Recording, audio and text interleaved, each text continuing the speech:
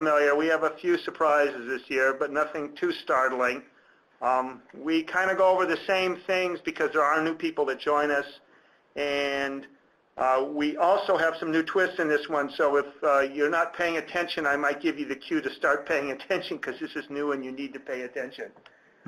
Here's an outline of what we're going to present on.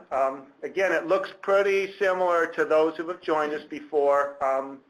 I think the two things we need to really pay attention to are the nutrient management cost sharing, because that's going to be different, and we need to go over the details on that. And also, I think many of us who work with farms and vegetated treatment areas may want to pay attention to the roof cost sharing example.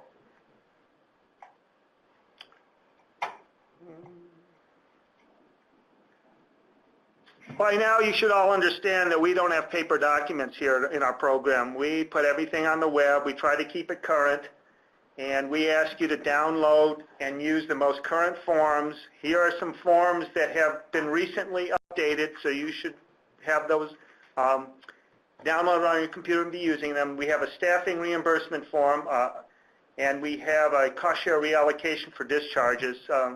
Not many of you will use that one. I think the big change is our change order, which I think we did a pretty nice job in turning a form that was 2 pages into one, and we've gotten rid of a very confusing back page, but I'll tell you more about that later, or maybe someone else will, actually. The other thing you should do is review documents that are supporting documents that will help you understand some changes in the program. The two that I'm going to call your attention to are the changes in the nutrient management cost sharing, which we'll go over in this presentation, and also the continuing compliance guidance. We've updated that because there have been some changes with regard to the nutrient management standard.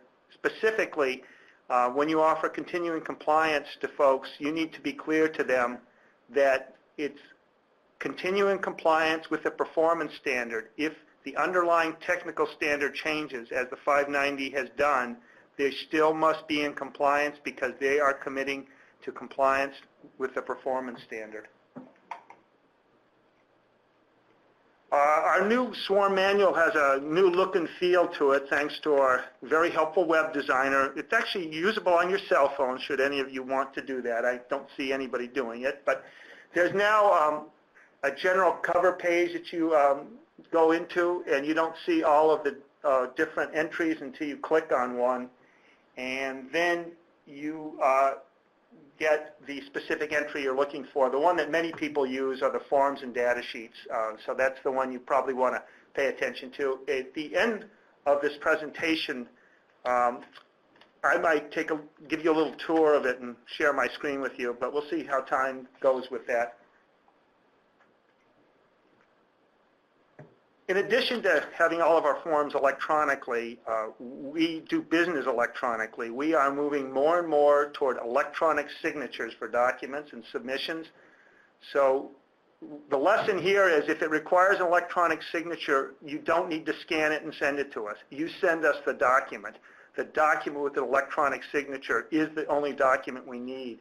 So that actually is true of the grant application this year. So you don't need to scan it. You can sign it electronically, and that is submitted. There's no more scanned copies. So that's going to be new for folks. All we need is the Excel spreadsheet signed electronically. Our grant contracts, as many of you know, have been signed electronically for years. The staffing reimbursement request and the change order, if you're required to submit it, is signed now electronically. The other good news, and I'll give you the sneak preview, there are no more landowner signatures on the change order, so something to look forward to as part of the presentation.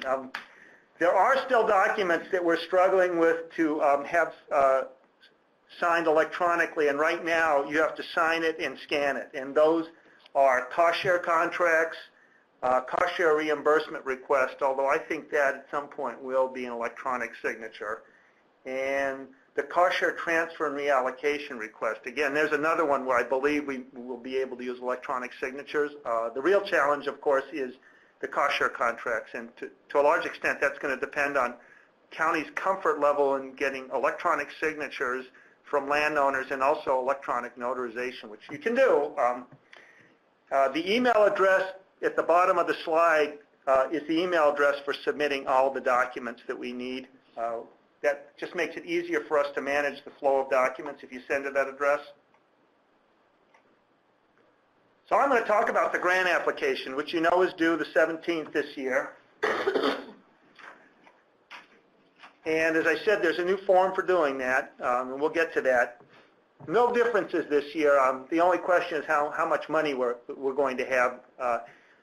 The allocation for 2018 depends on the budget that is now in process, and if any of you budget hawks have been watching the budget, you know that the staffing grant, as recommended by the governor, is not at the same level that it was in the past, and hopefully that'll change. But right now, we will be waiting on the budget. If it comes in on time, we'll be able to process the allocation plan, both the preliminary and the final on time.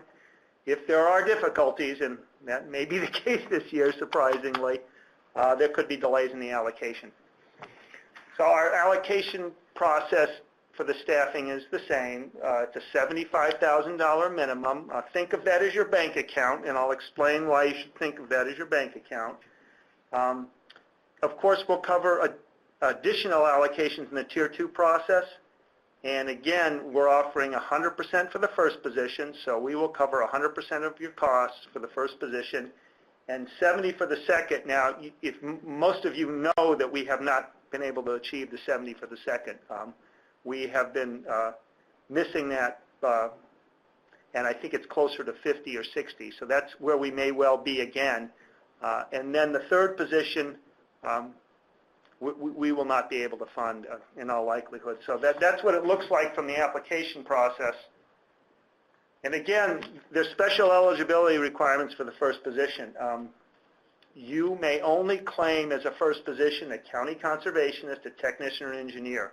Other staff, such as GIS specialists, cannot be claimed. The other condition you have to meet is the person being claimed has to spend 95% or more time in qualifying conservation work in order to be claimed as the first position. What does non-qualifying work consist of? Because that's what you really need to pay attention to. Because as departments have changed, a number of department heads who used to be county cons have inherited new duties. There are people, for example, that do park maintenance and operational activities. There are folks that do zoning, and in fact, that's probably more of a common development than other of the non-qualifying work. There's wildlife, invasive species, and some incidental programming, such as running recycling programs. If you're doing more than 5% of that work as a first position, you are disqualified from claiming that position as the first position.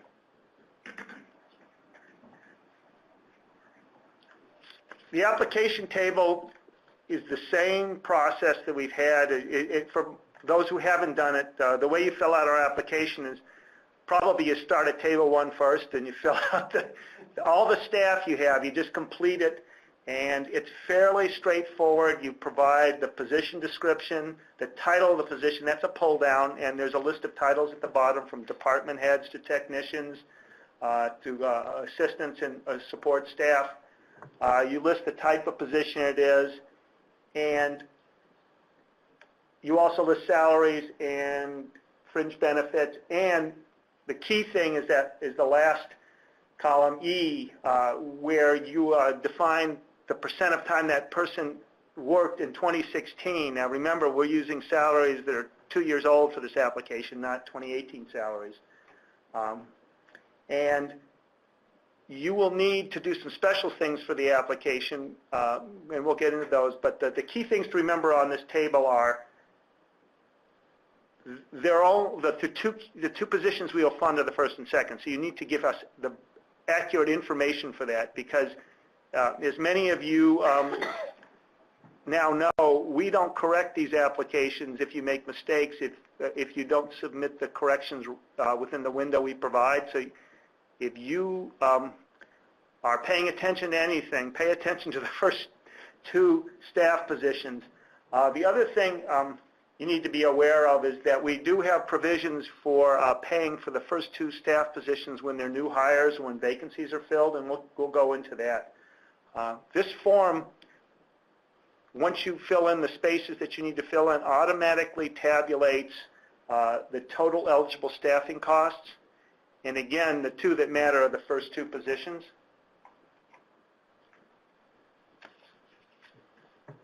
So I mentioned that there is a challenge for counties that have had staff only hired part-time in 2016, because again, we base the 2018 allocation on the staff salaries paid in 2016. If a person was only hired part-time, they would only get the amount they earned during the period they were hired. Well, that's not fair to the county because the 2018 salaries need to cover a year. So we allow you to annualize salary and fringe benefits. And again, you really only need to do this for the first 2 positions, because after that, it doesn't really matter. We don't fund it. We just need to see a list of all the positions, and I'll tell you why later, because it's, there's another part of the application that we need to track the number of positions you have. So completing this fully is important, but again, it's the first 2 positions that matter most. If you were to annualize for a position, that is, project out the costs over the full year for that position when it was hired in 2016, you need to give us the calculations. This is a new box at the bottom, and you provide us the supporting calculations to show how you made your projection. And of course, you'll fill in a date there to say when the person was hired. Once you filled out Table 1, the application gets really easy. It gets really easy because there are links in there which I hope cannot be broken. I think we've fixed it so you can't break the links, but it automatically calculates your staffing grant.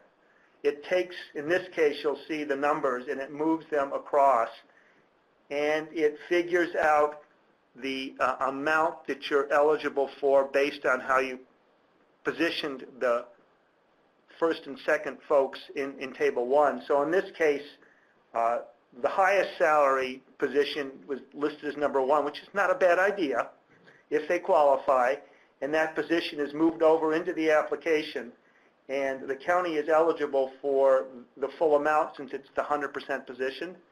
The second position, the 94, which is not coincidentally the second highest paid position, is also moved, but you'll see that the application reduces the amount based on 70%. So instead of the $94,735 of salaries and benefits, it's been reduced to $66,315.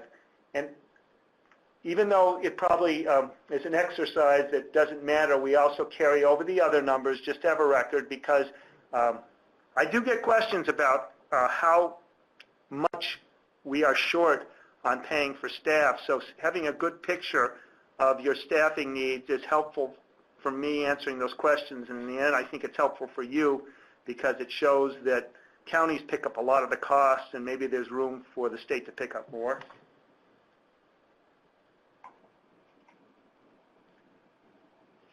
So here are 2 examples of how the staffing grant works. And for those who have been through the process, I apologize. But let's say you're a county that doesn't have high salaries. You're probably going to get the base grant only. And again, the base grant is your bank account. And in order to earn additional funding beyond the base, you need to exhaust your bank account to pay for the salaries in each of the slots for the first and second. So let's go through an example. In this case, your bank account is $75,000. You have the first staff position with salaries and benefits at $42,997, and I think that's a low salary, but that's actually, in some cases, a realistic salary for some counties. In this case, you did not spend the full amount of your bank account.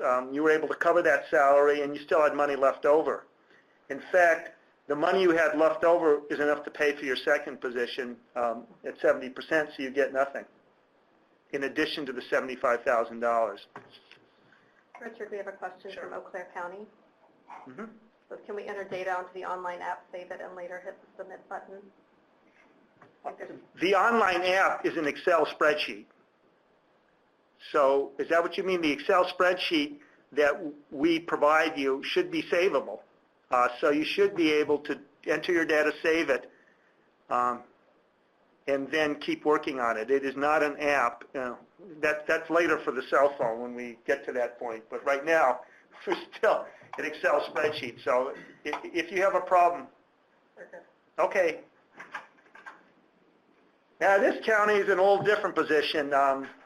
They pay their first staff more. So in this case, their bank account isn't even enough to fund their first position. So they're actually earning additional money in the second tier, and they earn $13,276. They've exhausted their bank account, so from now forward, we will fund every position to the extent we have funding and to the extent it is either 70 or 50%. And of course, we don't fund the 50% position. We only fund the 70. But you know, in this case, I actually reduced the allocation. They're not getting the full 70 because we don't have it, and that's going to be likely the case this year. So if you're planning on allocations and how much you're going to get, I would say don't count on the second position being funded at 70%.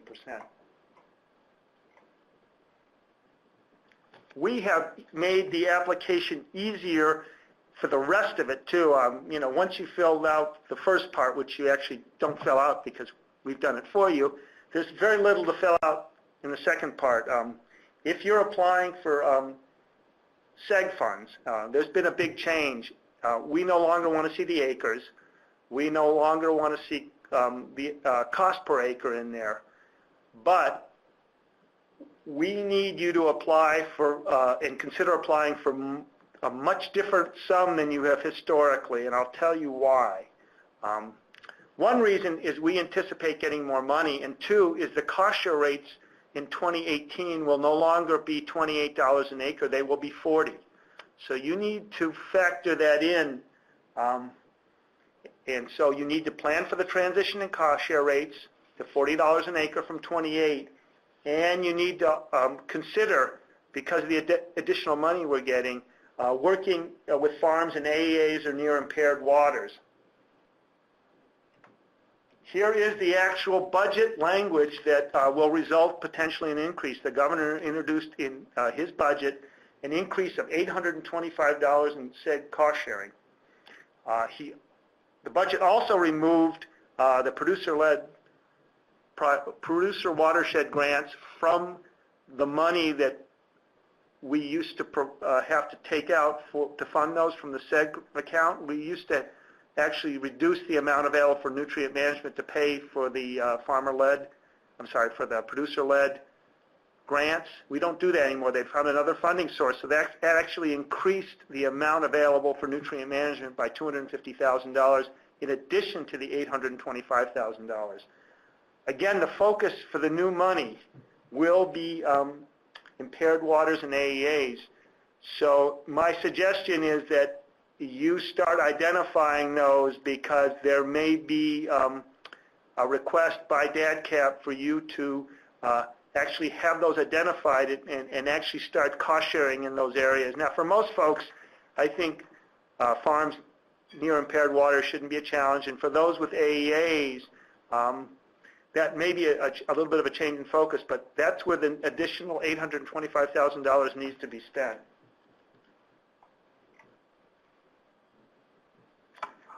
In terms of the nutrient management application, again, you don't provide us any data. We will determine your ranking and your score based on internal information. And it's the same as we've always done, except for one twist, and that is that we are giving points to counties with AEAs. So if you have an AEA, we will give you 10 points in addition to the other points that you earn. And again, the points earned will depend on the number of farmers claiming a tax credit, the number of checklists you turn in or have turned in to Sue Porter. We give points for that, and that's in recognition of counties actually effectively managing nutrient management and collecting checklists. And we also reward positive spending. If you spend 80% of your grant funding in 2016, we'll give you additional points. And again, we calculate that all, and that Requires no work on your part in order to determine your ranking. The bond cost sharing will go by the same formula that we've used historically. That formula has not changed. I know that some folks were involved with an effort on our part to look at changing this formula. In the end, we worked with the Ledge Admin Committee and decided that the changes were not worth the effort, and so we're keeping the same formula. That formula gives a $10,000 base and then awards money based on underspending and number of farmland acres in the county according to the census, and then positive spending that you have, that we look at how much money you brought into your county from transfers and reallocations. So there's an incentive for counties that apply for NOD/NOI grants or that are actively transferring. They will get additional points. Again, we have this data at our disposal. You submit nothing. You just submit a dollar amount you want on the application. And my only request is that you aim for an honest and realistic dollar amount. $1 million is a wish. 250 may not be. So we actually use this data, and that's why I'm asking for an honest assessment of what you need, because every budget I'm asked to develop a paper that seeks, at least I attempt to seek, increases in our bond funding. And one of the things that I look at is the requests that we've had from counties and how we're unable to satisfy those. I can say in this and prior years that I've done these budget papers, I've not been as successful as I want to be, but that doesn't mean I won't keep trying. So honestly, tell me how much you need. There was a question on the nutrient management scoring page. Yes, we can share it. I mean, when we share it, what I would share, the question that if folks haven't seen it is, can we share the scoring system? I can share the spreadsheet that's used, but the scoring system's embedded in that, so we can share that. But there's nothing more complicated than what the formula is. The formula is what it is. I mean, if you're interested in what your county actually scored in that area, we can share that. So that may be a different question, because you might be interested in what data we use to generate your score, as opposed to the scoring system, which I think is fairly obvious on its face when you see it.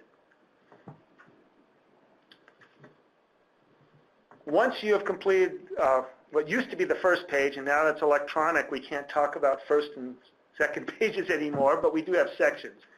You go on to section 3, and you complete the financial report to show that you're expending sufficient county funds. And most counties have had no difficulty doing this and meeting the requirements.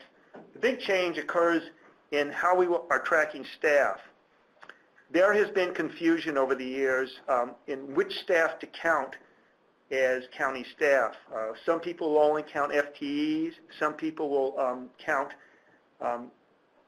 no LTEs. Some people will count LTEs, and some people will count independent contractors, and some won't. We're saying count them all,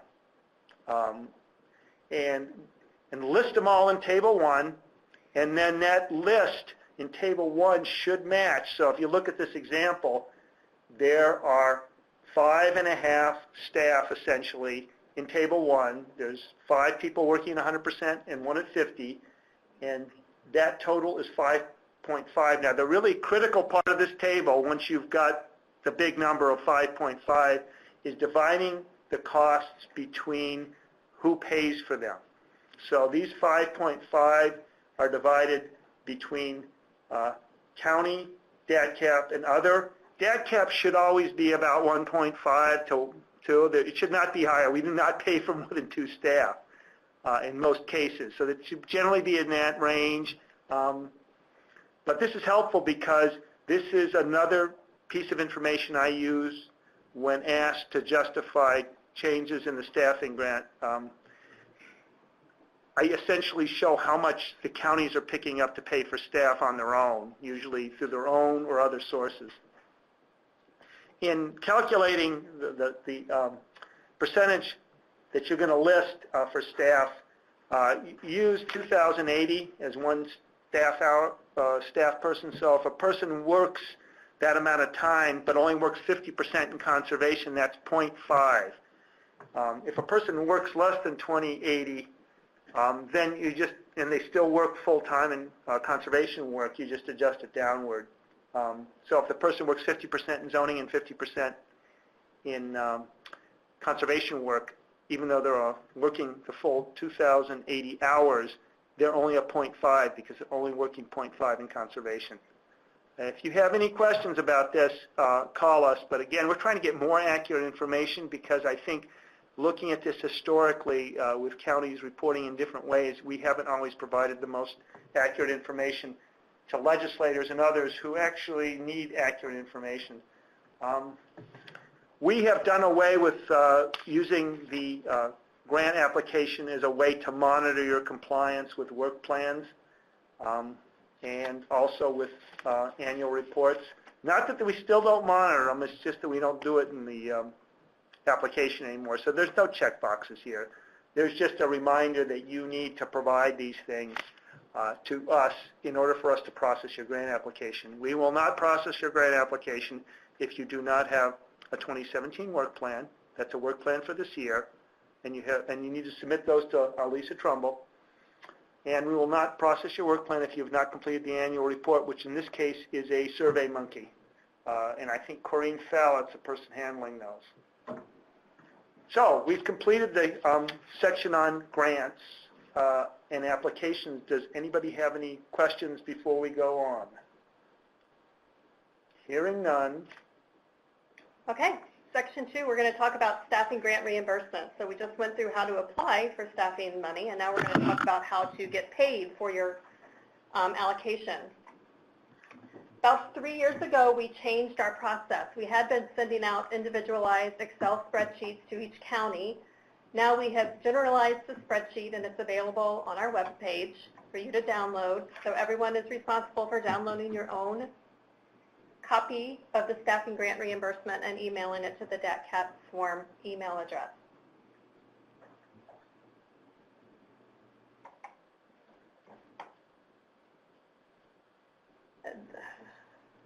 On the bottom left of this slide, you can see something that says sign electronically by typing your name in the signature block. This is something Richard spoke about earlier, the electronic signature. What that means is there's a small box up there that says I agree on behalf of, I can't read the rest of it, to electronically sign it. Check that box, type your name or the name of the signatory in the box below, date it, and that constitutes an electronic signature. The support cost on the bottom, there's an other approved cost. Those include costs related to economic hardship determinations, cultural resource checks, and endangered species checks. And I don't think we've ever had a county submit for any of those, honestly. Maybe economic hardship, I don't know, but it's essentially to pay costs. If you have a cultural resource check and the project fails and the landowner is unhappy and they want their costs paid, you could use your staffing grant to pay it. Same with endangered species. So most counties have not ever had to even consider this as but it is an option. Next slide. Thanks. You must provide match to obtain your staffing reimbursements, and here's a list of sources where you can meet the match. If you have any questions about that, let us know.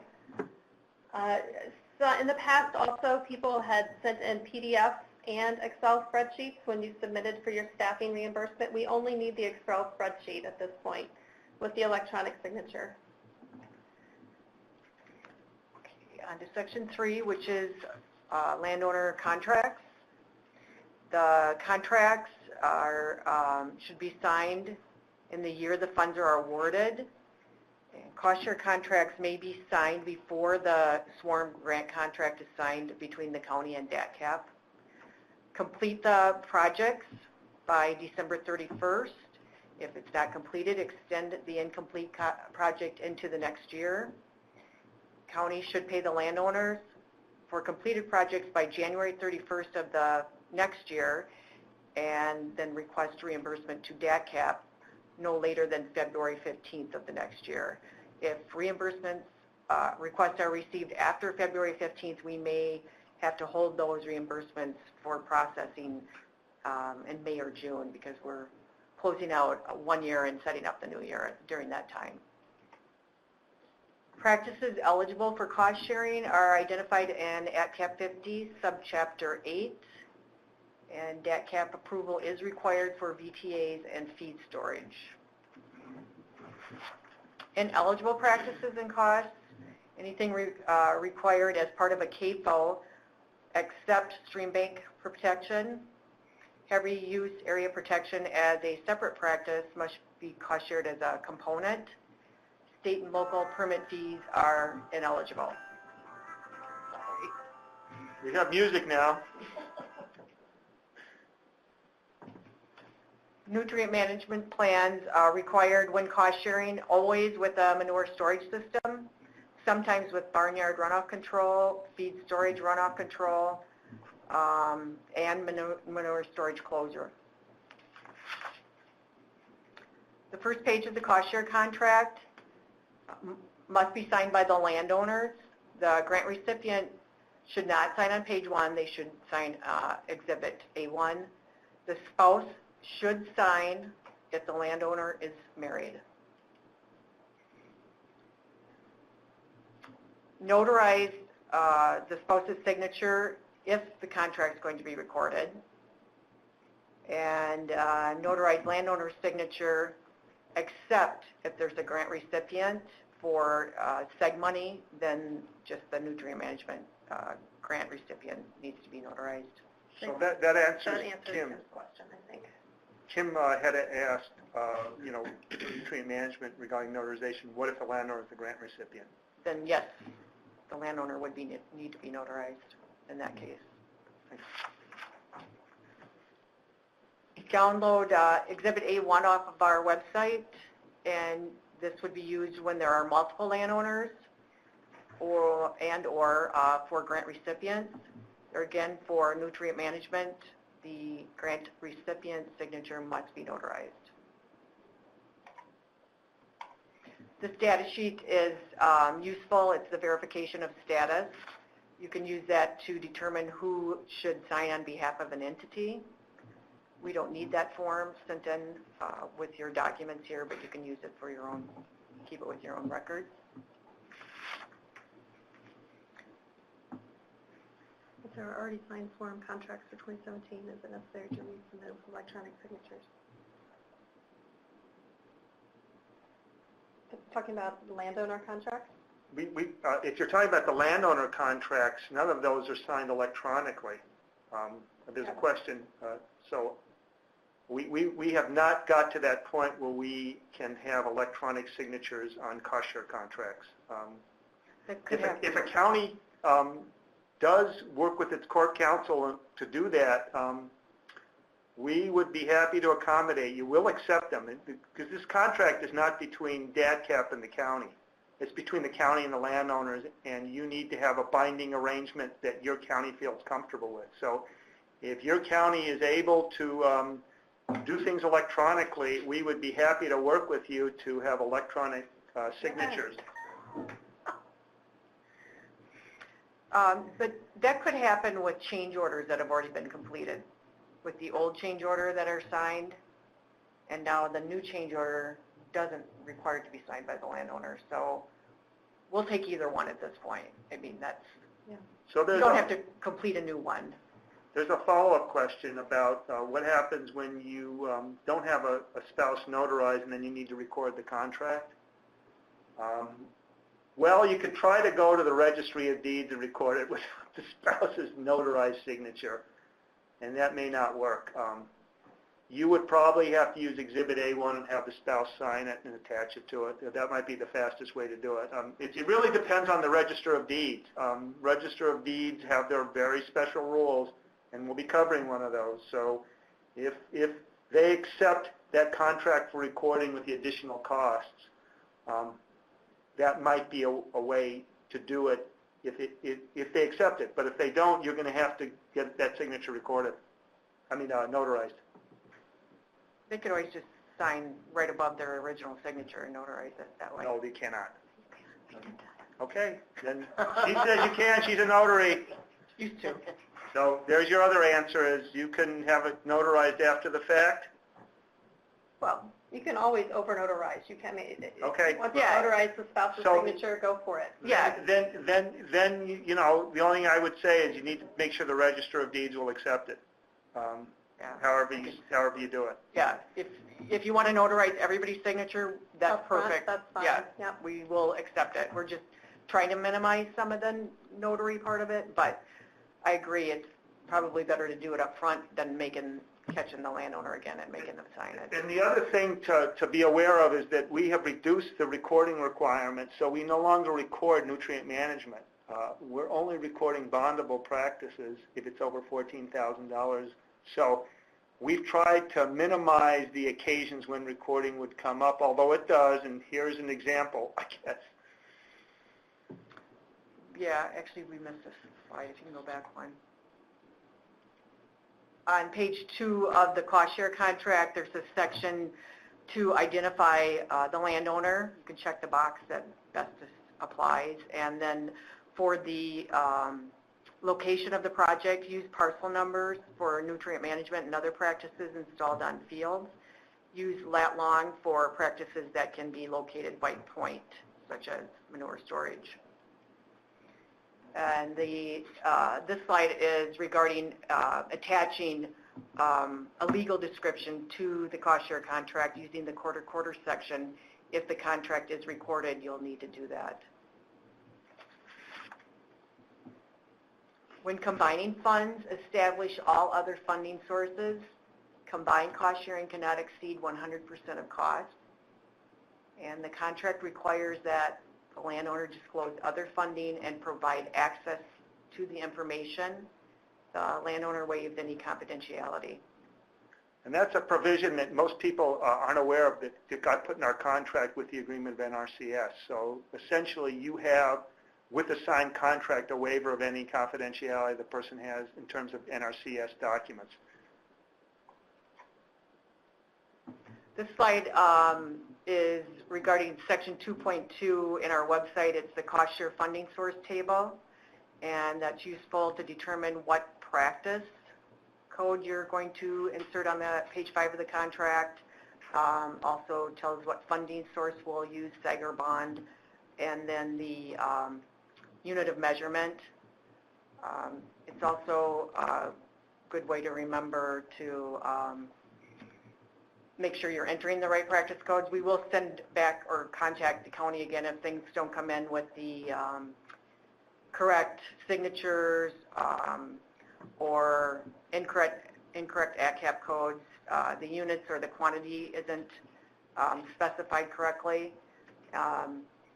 The watershed code, which isn't on this, but we are aware that we're using an older watershed code than most places are now, but our system doesn't accommodate the newer updated codes, so that's something someday we hope to be up to speed with, but not at this time. There's the old change order form. We're going to say goodbye to that. There was too much to it. And the new one is one page, no longer requires a landowner's signature or grant recipient. There are drop-downs for the county name and for the practice codes.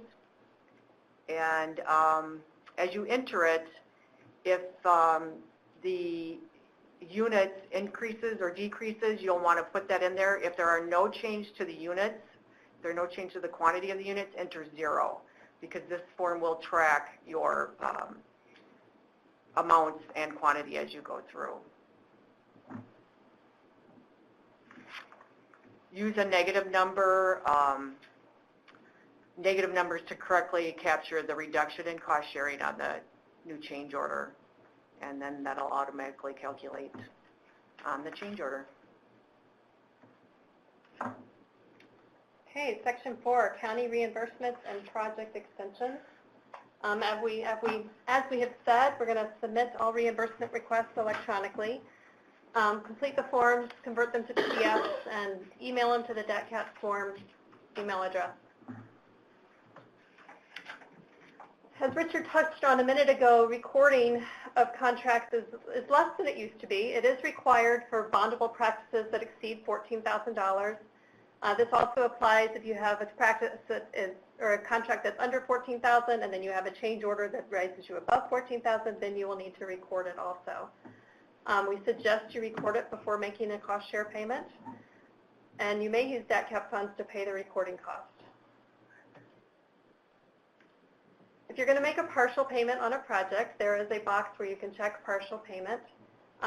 In order for that to happen, the practice must have an independent water quality benefit, and the total cost cannot be more than 90% of the total contract cost. Under the NR 151 code, the default is 00.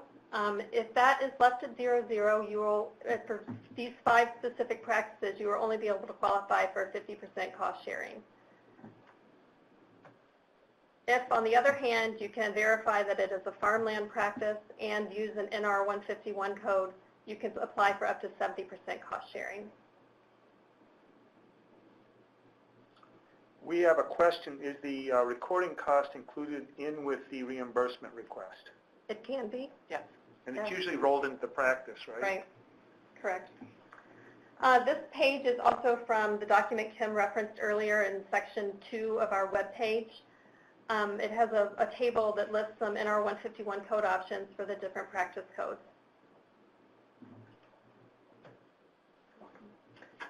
Project extensions are all probably fresh in everyone's mind. Well, maybe not. December was a few months ago now. They're due by December 31st with a signed contract with the landowner. They're electronically submitted to Deathcap like I said, with the contracts and any change orders that apply.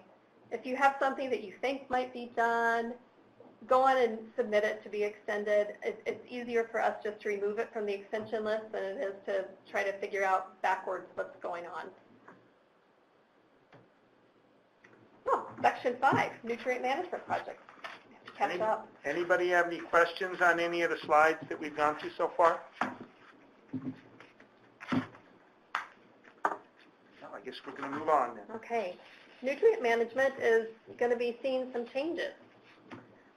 We are working to update the ADCAP 50, and when that happens, some changes will take place in terms of the amount you can get reimbursed for cost-sharing nutrient management plans, as well as the standards that you'll have to meet. So this year, in 2017, nutrient management cost-sharing will still be at $28 per acre, $7 for 4 years, and that'll meet the 2005 standard.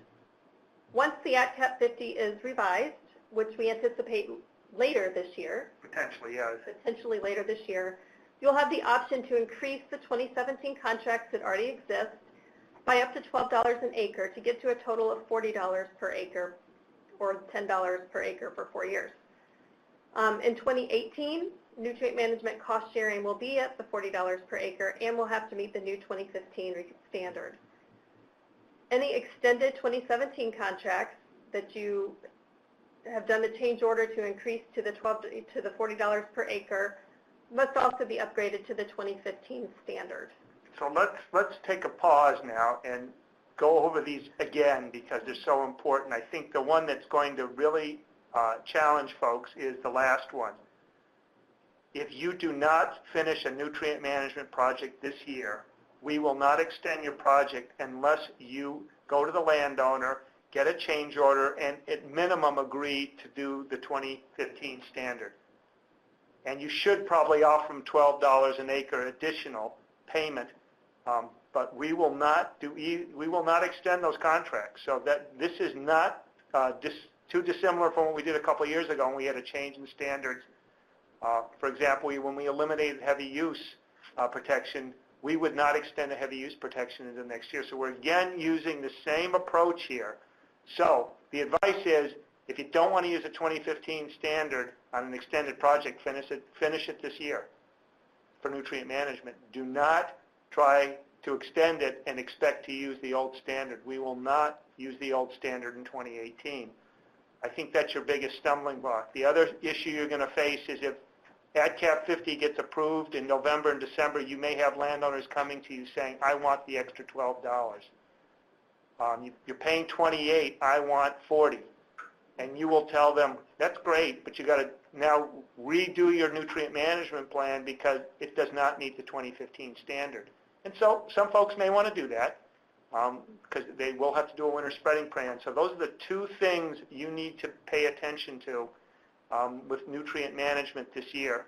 And again, because of the additional rate increase to 40, you'll want more money. And you'll need to plan for this. If you think you're going to extend the number of projects from 27 to 2018, you need to figure out where you're going to come up with $12 an acre extra for those projects, for the acres that are covered in those projects. Transfers have always been a good way to do that, either this year or next year.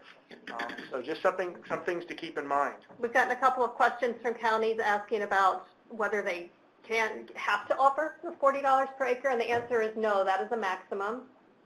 You can offer whatever you want to continue offering in your county.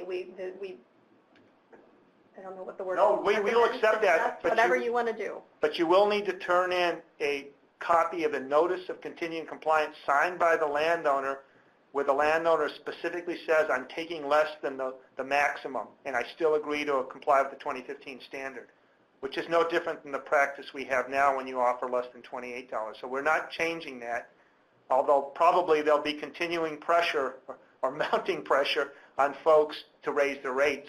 It's going to be harder to justify. There are a few counties that offer $14 an acre. It's going to be harder to stand in that position when we raise the state rate up to 40 and they're required to do more. So it's something you're going to have to evaluate.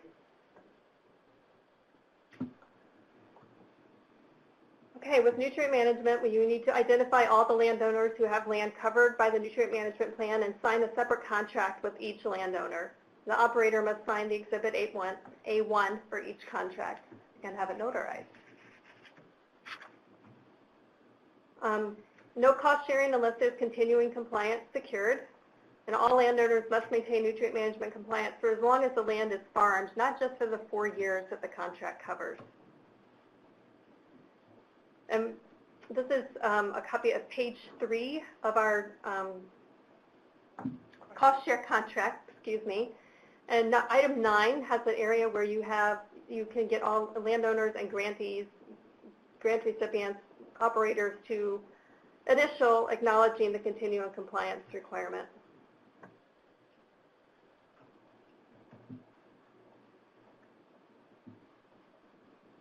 This is what Richard was touching on just a moment ago, establishing the continuing compliance notice. You can develop a customized notice based on the DATCAP guidelines to ensure that responsibility continues even if the NRCS 590 requirements change. And you must provide DATCAP a signed copy of notice when a farm is cost shared at less than the maximum flat rate, which is what we were speaking to a moment ago.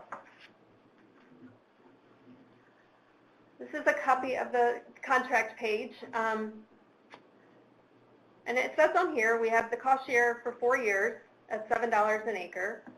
You'll need to, up at the top oval, it says to state what standard you're using, whether it's the newer standard or the older standard.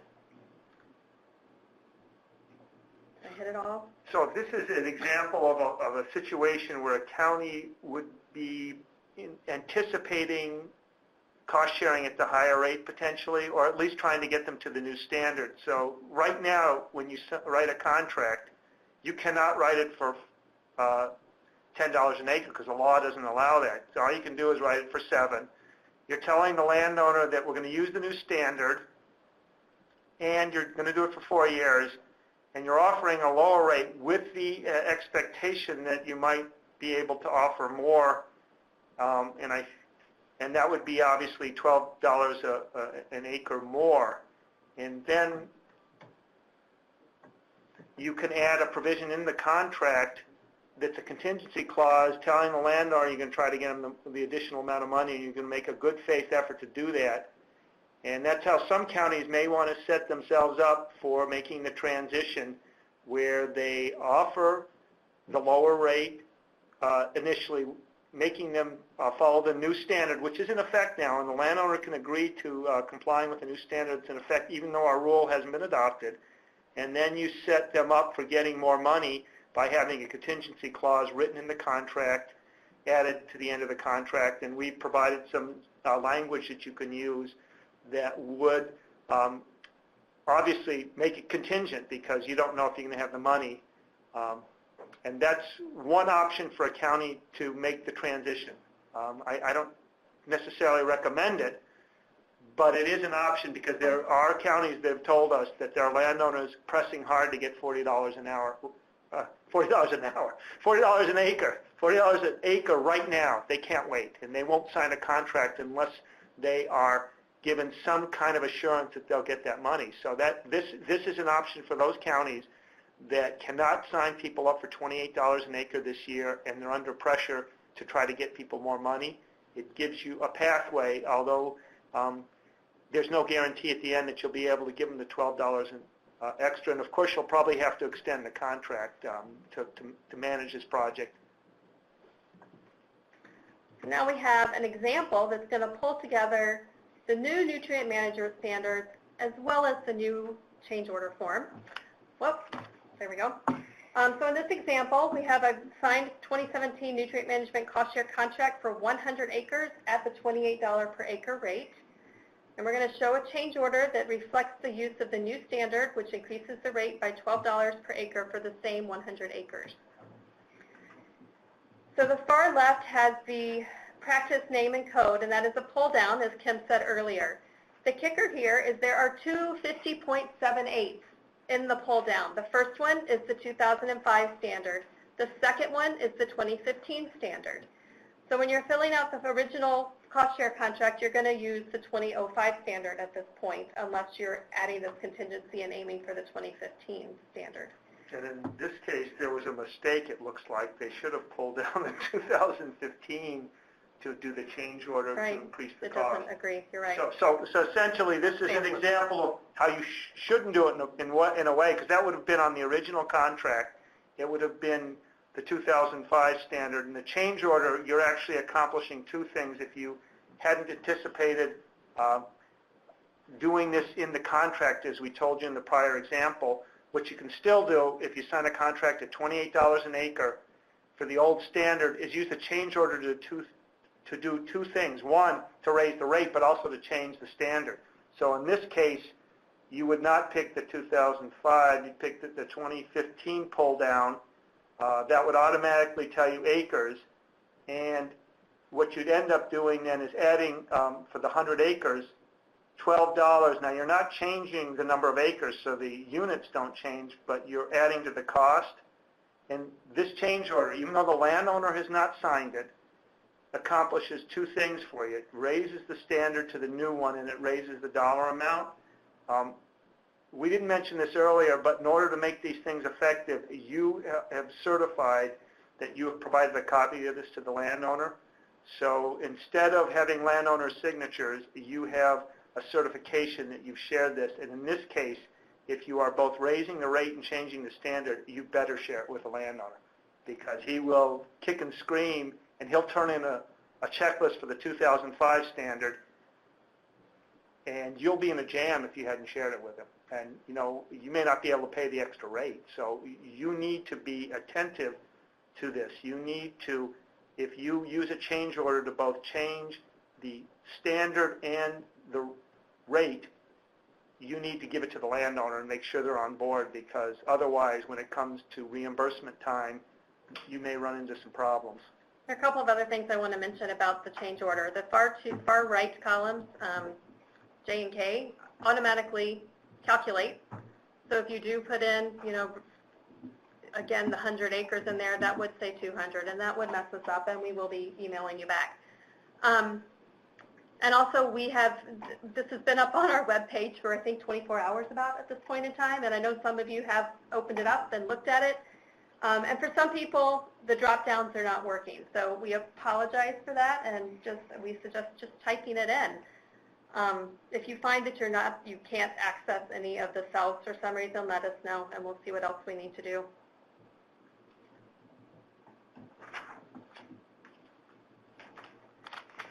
Also, when you submit for your nutrient management reimbursement, you make sure to attach the correct checklist for whichever standard you're working for. For the higher payment, you must have the 2015 standard.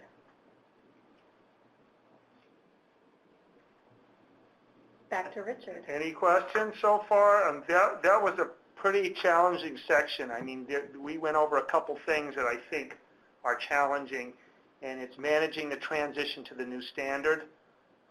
It's going to present challenges, and we would be happy to answer individual questions as you are thinking about this. And I would strongly suggest, as you're signing your contracts with landowners now, you think about it, and you think about how you're going to make that transition and what you're going to do, particularly if landowners come back to you and want $40 an acre, which we have again heard from counties that they can't even sign people up at the 28. There might be some landowners that refuse to do that, and we've given you a pathway to do that.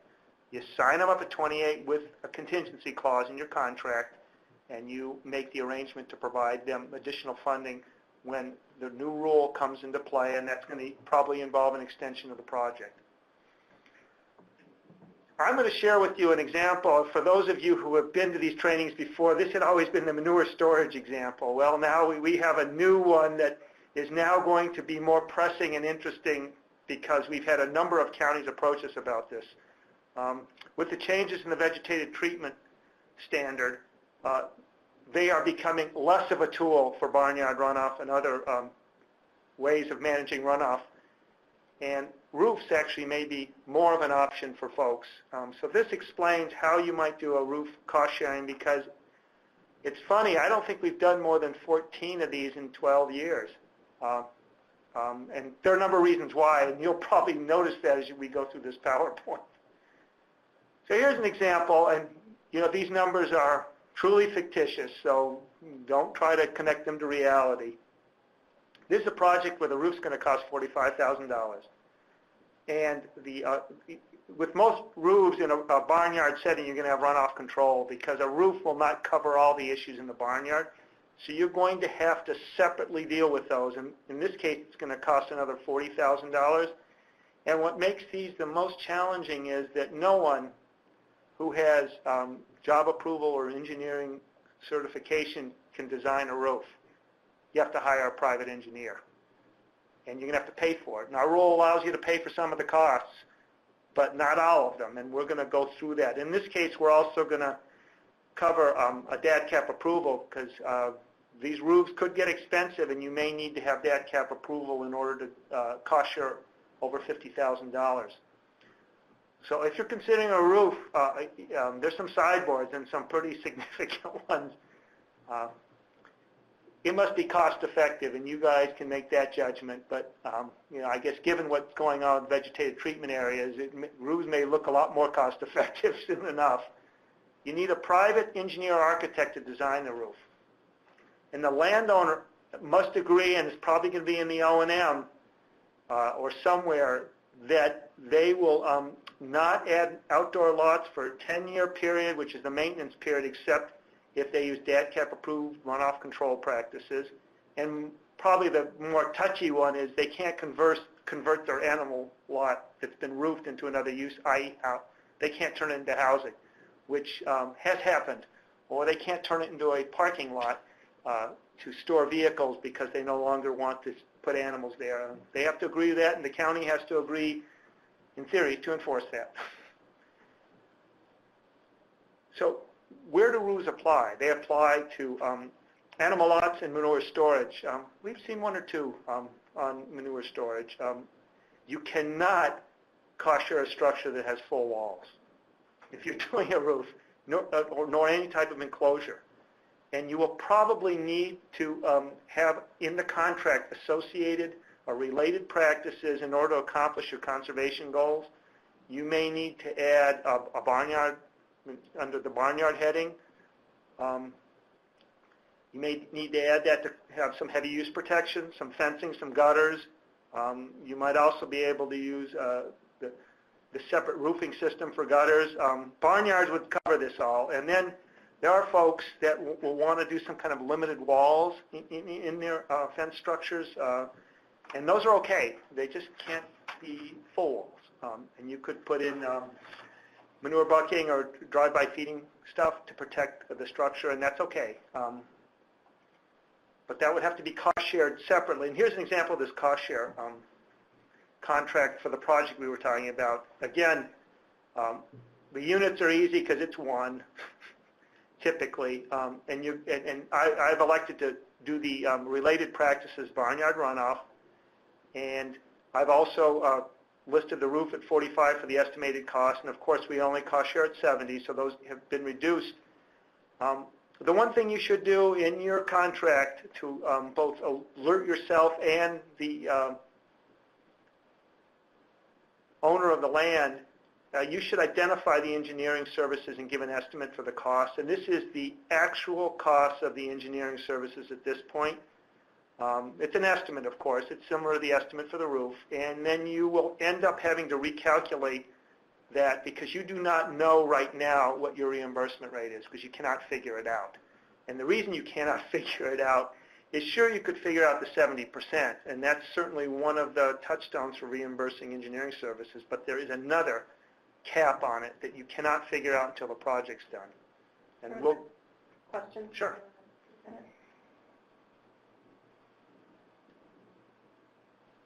The rule about conversion probably only applies during the enforceable period of the contract, which is 10 years. So you can't enforce the contract beyond 10 years. Now, you could get an agreement or you could put some other, you could actually extend it if you wanted to by agreement separately in the contract, and that's permissible.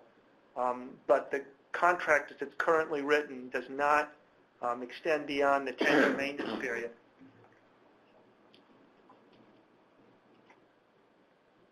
So in this case, the project went over $50,000. You need to get Deathcap approval. What that usually means is that we send an engineer over there to look at to make sure you are doing it appropriately. And there's going to be more of a focus on anybody with job approval or certification and understanding what's appropriate in terms of cost-sharing roofing. So we may even have trainings on that. Here's an example of the reimbursement. And no surprises, it's the same amounts that are anticipated for both the barnyard runoff control and roof. It's 30% of the amount. But the engineering services aren't the $4,000 anymore. They've turned it into $2,800, and that's because you have to apply a formula to get that. And here's the formula. We know it's $4,000, so what you have to determine is which is the lesser of two, and then you can seek reimbursement for that. So the first question is, what is 70% of the $4,000? That's $2,800. So that's one factor. Then you look at the total project cost, and you will then establish a cap based on it. Total project costs in this case were $85,000, and this means you can count the project costs for the related items, not just the roof. I'm counting the barnyard and the roof as total project costs. You're allowed to bill us for 15% of that $85,000, and that's $4,000. So you've got two numbers now, and you have to pick the lower one, and that lower one is $2,800. So that's what you end up being able to cost share. That means the landowner will not get the full advantage of what he might have been able to in covering engineering costs, and the landowner will have to pay, in this case, 70%, which is not unreasonable. I mean, I think the landowner should be expected to pay some part, and in this case, the cost sharing, the landowner is, if I said 70, it's 30%. So the county is picking up the 70%, and the landowner is picking up the 30, which is what landowners usually expect to do. And here is the other challenge to roofs. The certification isn't as simple as the typical certifications we have, which involve turning in a document that shows that it was properly designed by a person with job approval. We have two parts. One, we need the design and certification from the private engineer or architect, and then we need a document showing that somebody has reviewed that and accepts it. So here's an example of acceptable documentation for a roof. This is the design and certification that it meets standards, and this is from an engineer. Here's another acceptable form of documentation we've received. It's stamped by the engineer, and they use a checklist, and they initial it and say that they've gone through the process and it meets the standards. And here's the kicker that, and some counties have done this. We have two examples here of what it means to accept the work. You could use a typical construction approval sheet and sign it, and you can see in this case they have attached the certification, but it's one of our engineers. Wei Ping has actually approved the design, and what that means is he's not designing it, but he's saying it meets criteria that are appropriate for doing this work. Another example of how you might accept this is from Bruce Olson, and he did a letter. I'm sorry, this is from Mike Dreschmeyer to Bruce, and he did a letter saying that he's reviewed it and he believes that that you can accept this work from the engineer. So that is the two-part process that you will have to follow in order to get a reimbursement on a roof. There's a question about getting copies of the slides for the roof example. We can, the whole PowerPoint will be available. We'll send, you know what, we'll send it out as a PDF. We'll send it out to the counties after this, the whole PowerPoint as a PDF. You can also listen to this because we are recording it, and you will get the slides that way. So let's take a little right turn. For those counties that don't do farm work, we have a shoreline project example, and this will cover the construction cover sheet, and it also will cover a final request for payment, and it will cover the 50% rule that limits the amount of cost sharing you can do on government-owned land. This project is on government-owned land. It's a park, and they're doing riprap. This is the finished project, but they're going to do riprap on it, and we will only cost share it up to 50% because our rule does not allow us to pay 70% for government-owned land. In this case, the original cost share rate was $5,000, and we're doing a change order to increase the riprap along the shoreline. And again, we're going to show you how that works with the new change order form. Of course, and you'll need to do a cultural resource check on this one. Even though it's a town park, it's not exempt from our requirements, and it's worth bringing that up. Lisa Trumbull has been working with counties to make sure that they meet this requirement because we have to do this, and we even have to do it when it's a park. Here's the cost share contract.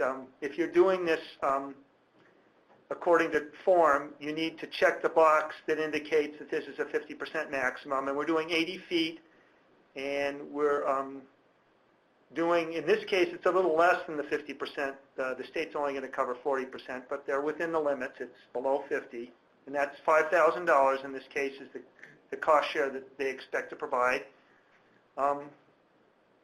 We now found out that we want to do another 80 more feet, so we do a change order. Here's the new form. You pull down 5088, automatically populates, tells you this is feet. And because the unit of measure is already populated, you should not be using the word feet or acres anywhere else on this spreadsheet. Because if you do, if you put any in the quantity, either feet or acres, it will not tally. The Excel spreadsheet will not recognize a number plus a descriptor. So you just need to put in the number. In this case, it's 80. We're adding 80. We actually have a little error. Yeah, I see a little error. Feet. Yeah, the 40, we're at the 40 feet is right here. Not that it's correct. I'm sorry, the 80 was the original, and we're adding 40. So, but the message here is you need to make sure when you do this, you populate with the original cost share amount, which was $5,000, and then you add the original units, and then it will keep a running tally for you when you add the change orders. So when you add the 40 additional feet, which does not include feet, you add that plus the $2,500, and you automatically have a new total for the project, which is now we're cost sharing $7,500. $7,500, and there's 120 feet involved. And again, you type the name to sign it. It's an electronic signature, and you provide a copy. In this case, the landowner is a government entity. You would provide a copy of this change order to them. You can email it to them. Remember, it's an electronic document. You do not need to mail it to them because the document itself, and you might want to make that clear that the document has been electronically completed and signed, so when the recipient receives it, they understand this is it. There is no other kind of signature to that document. And then you finally finish the project. You now have 120 linear feet instead of the original 80. It was up by 40. And we're asking that you actually put that in the reimbursement request to indicate the final amount of the practice that was installed, because remember, you do not send us the change orders. Those change orders sit with you unless you're extending the project, and that's when you send the change orders. So we actually don't know the final feet, because all we are going to get is the original cost share contract. So the way you help us, because we'll call you otherwise because the numbers won't match up, we'll call you and say, you know, you have a change order here for $2,500, but we don't know how many additional units you added. You need to tell us. So save us the trouble by putting it in the reimbursement request. And in this case, this reimbursement request involves a government entity, a village, and they need to indicate that they're only seeking 50% or less because it's restricted by our rule. In this case, this is sort of inside information for people who are technical and do technical work, not contracts people. This is a case where the same person can do all of the review and sign both the check, the design, and the approval when they turn in the construction documentation, because it's a class 1 and 2. If it were higher, then that wouldn't be the case. But we have created an exception for smaller, less risky projects where one person can do all the work. So that's a feature of this project. And I think we're on to the last section. Are there any questions or anything you want to talk about before we get to the last section? The last section actually gets us full circle and brings us around to grant applications. But these are different grant applications. One involves NODs and NOIs, and the other involves NMFE. And the interesting thing about these grant applications is one applies to 2017. It's the money that we've already allocated. It's getting money from Deathcap and DNR to deal with discharges. The other is simply a reminder that you should file a separate application to get NMFE grants, and we'll go over each of those now. In fact, we have the new person here who's handling our NODs and NOIs. Scott Carroll has joined us. In 2017, we set aside, and this is allocated funds and reserves, $2.35 million. There's a lot of money here that you should pursue. Yeah, I think it's our highest amount set aside by DNR and Deathcap in reserves. And we did that mainly to address some of the problems we're having with VTAs. If you weren't aware of it, last year we provided separate assistance to 2 counties to manage VTA problems they had out of this fund. So this fund is different than it has been in the past. In the past, you would have applied using the application that's on this page, and you would have applied based on an NOD or NOI, and you would have sent that to DNR, and then they would have processed it working with us. Scott and Mike would have worked together to award funds. This year, there is another option for getting the funds out of that reserve, and that is if you're working with one of our engineers, and I just had a call from a county yesterday who's working with Ryan Glassmaker on a VTA project. You can ask that engineer if they would recommend additional funding to complete the project because of the problems you're facing with the VTA, and that person can work through us, and it's an informal process, to see if we can access additional funds. So that's something you really want to pay attention to, is the availability of funds this year through these two mechanisms. There's a question, what is the breakdown of total energy money for DNR versus Deathcap? We had $350,000, so that should answer it for you. NMFE, this is my editorializing. I don't think enough people apply for this. I think there are counties out there that offer training and don't apply for the funds and don't get access to this money. This money allows you to pay landowners a stipend and pay for soil tests. If you are a county that's doing nutrient management training and you are not applying for this grant, you should be. So there should be more applicants than the 10 to 15 we get. And the application's due on April 15th, and it's sent to Rachel Rushman, who manages those. So I think that is it for us. I'm going to stay on the line, and we're going to take questions. If people are interested, so we will stay here. And does everybody see this screen? I'm just going to go through the working manual a little bit to show you how to get stuff. Again, policies and procedures, that's got documentation that you'll want to look at. The one you're going to want to look at is, I'm not seeing it yet, Richard. if you have not got that yet. No.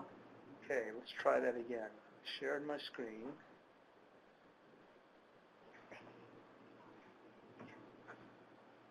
Okay, let me try it now. Let's see. You have it now? Yep. Okay. So here's some Yes, things Mary. you'll want to look at. And the one you're going to want to look at is that notice of continuing compliance I sent you. I mentioned to you earlier, this has been changed, and if you're forming and looking at your notices of continuing compliance, you want to look at this, particularly some of the suggested language here. There are changes here that will address nutrient management and the requirement that you maintain compliance with the standard, even if there's a change in the technical standard, like the 590. There's language here, which I'm trying to get at. Here it is.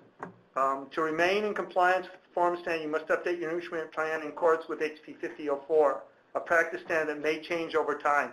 That's something you may want to start putting in your notices to inform people that just because that standard changes doesn't mean they can stop, because they agreed to be in compliance with the overall performance standard. What section was that, Richard? Section 2, I think. Yeah. If you look at the document, you'll get there. The other thing you might want to look at is in the overview, our whole discussion about nutrient management and the transition. We actually have a document in there. And here's the document, and it explains in probably excruciating detail, because yours truly wrote it. But there is a summary of key points, and it explains in detail what you need to do to manage the transition with nutrient management. So that's in that section. And there's probably some new forms we could look at. We could probably, new change orders up, right? Change orders up. So we could go look at that, just to give you a flavor for where you find these. And again, you're going to have to navigate through two menus here because of the things we've changed. So you're going to kind of have to know where some of these things are. So most of our critical documents that you're going to use in terms of cost sharing and reimbursement are here. So for example, here's the change order, and it's up now. It's the new Excel spreadsheet.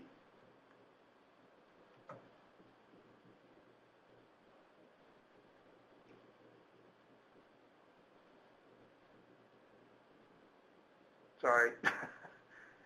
While we're waiting, we had a question about staffing application, putting everyone on the application even though only the top 2 are eligible, yes. And any of their conservation activities count, yes, and put the percentage in there. So here, does everybody see, do you have this? Yes, I have Okay, it. so here is the new change order. See if I can fill it out. Enable editing first, That's good, thank you. yeah. So here, for example, county, bingo. There's a pull down now for each of the practices. So if I was trying to get to nutrient management, which is the troubling one that has multiple things here.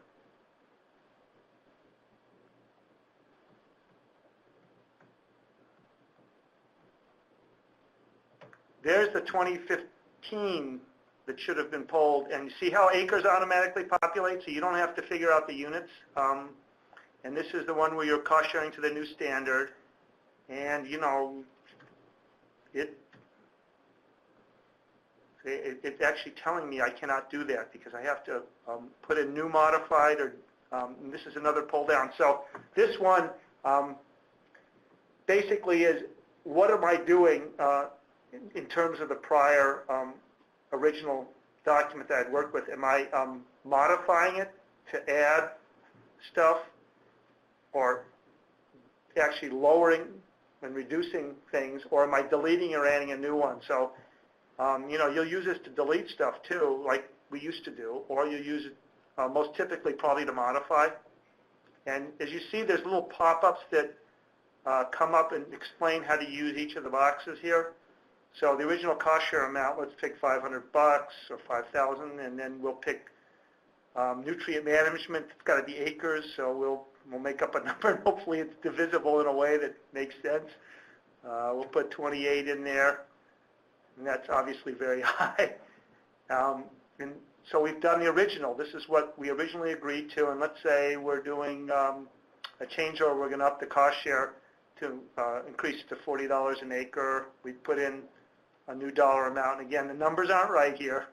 And then the units haven't changed because we're keeping the same acres. And if you notice here, it actually keeps a running tally of how much your cost share is now, and the cost share is $9,000, and it tells you how many acres, and that's what you'll fill in the reimbursement request you have, is that. And so we think we've actually pilot tested, I think Kim and Susan pilot tested in various places, and they can tell you that the counties that we shared it with were okay with it, or what was your general feeling on that?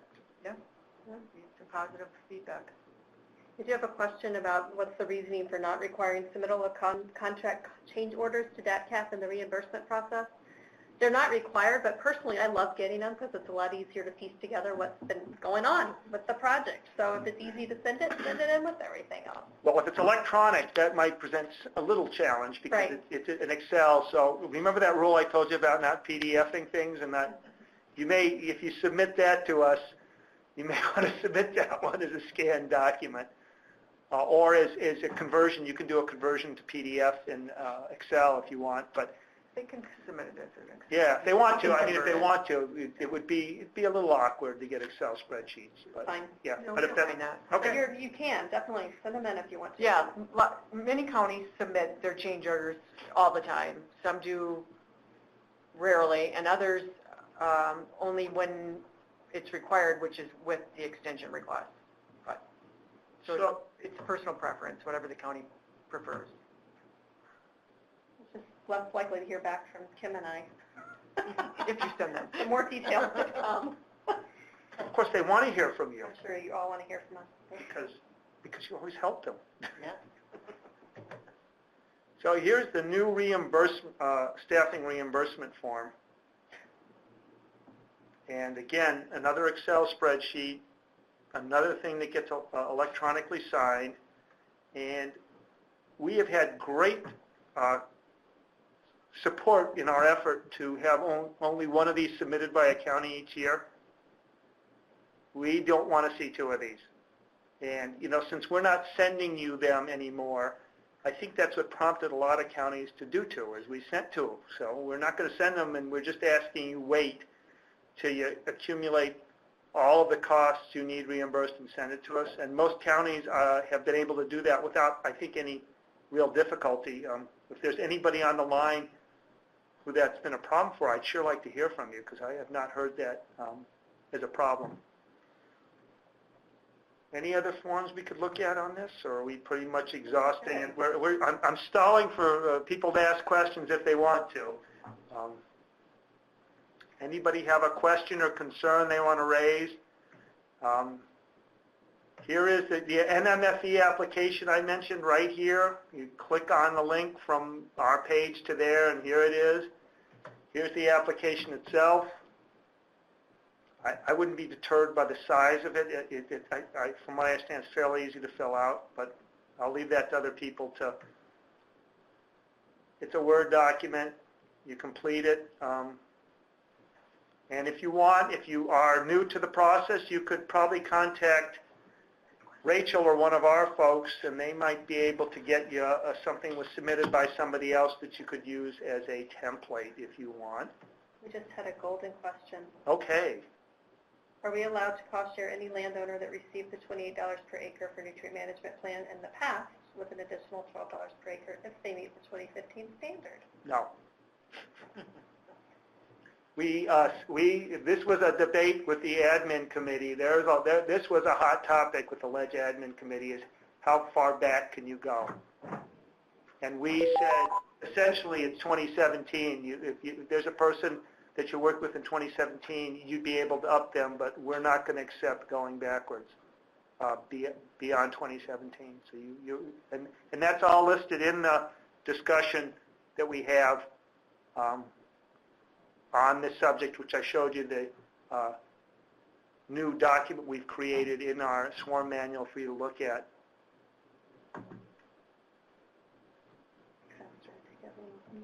So I know that's an answer that some counties aren't going to be happy about, but that's the answer we actually reached. And we also work with our legal counselor. There's some legal issues about going back and cost sharing at different rates. We are recording the presentation, and it will be available for you to view. Answer the question that just popped up. Where will we put it, though? On the website? On the website. Yeah, we should be able to put it on the website. Should we just email it to the county? Oh, let's be optimistic. It'll get approved, right, Richard? The allocation will. Yeah. I mean, the $40, budget. Yeah, the $40 per acre. Oh, you mean the rule? I thought the rule. The one thing I worry about is the budget this year. This is the first year in quite a number of years where we have a legislature that's divided, even though they're not, because of some really significant issues about funding roads and other things. But yes, no, I expect the rule to be done. It will certainly be done by 2018. Which is why if you've got a landowner you have on the hook and you're cost sharing at 28 this year and you want to raise it to 40, you're probably going to extend the project because that may be the time that you'll be able to do that, because you cannot offer the extra $12 until the rule goes into effect.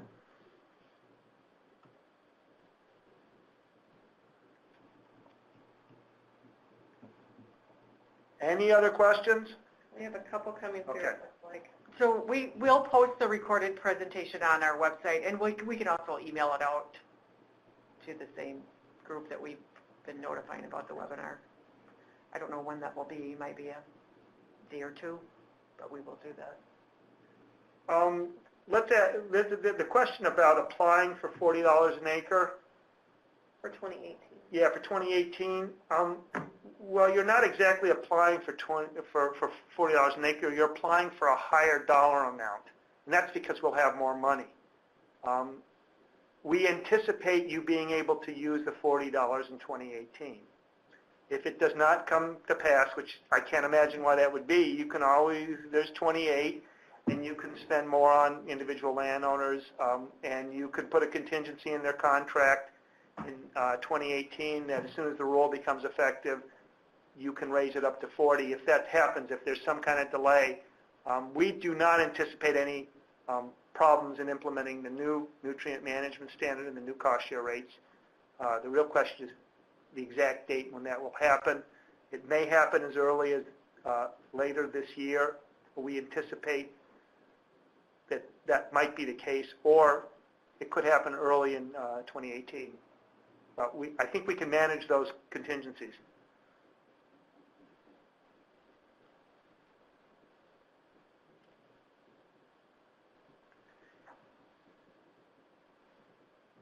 So there's a question about where the landowner is a registered agent for an LLC, and therefore they can sign on for the LLC. I assume the landowner, they would be signing for the landowner, and they could do that on the front page because we allow authorized representatives to sign for the landowner, which is the LLC, and there would be no grant recipient in that case, as the example is given to me. That there are not two parties in this case. There's only one party. The only party is the landowner, and that's the LLC. However, an LLC cannot sign a contract. They can only work through an authorized agent, and that would be the registered agent. That person would sign for the LLC. They do not need to sign twice. We don't need an Exhibit A1. No, we do not need one. In that case. Okay, let's go over the NOD-NOI program. For those of you who have never participated, there's actually an application you can submit, and those are due at various intervals, usually about April. And that's for money currently set up in a reserve.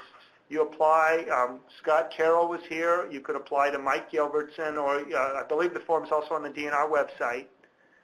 And you apply for funding based on the project. Usually you have been in touch with a DNR person in the region who will steer you to these, but that's not always the case. Those applications are evaluated. It's a competitive process. We make awards through that process. That's what's been going on for quite a number of years. The new twist for Deathcap, and not DNR, is that you have the ability to work through our engineers on projects, particularly VTA projects, that are problematic because the standard may not work in that setting, or you have found that you need additional cost sharing to make it happen. If you work through a Deathcap engineer, we have the ability to award money to you to finish that project. We have done that already in 2 counties who had challenging sites that needed additional funds to complete them. They worked with Stacy Daney, our engineer. We identified the projects and reallocated funds to those counties. I don't see any more questions coming through. I don't see any more, and we delivered on our promise. We're only an hour and a half now. I'm more than happy to stay on the line, and I can actually unmute folks, but I will turn off the training now from the recording portion of it, and I'd be happy to chat with anybody who wants to stay, and we can do that by phone if you want, because I believe I can unmute this.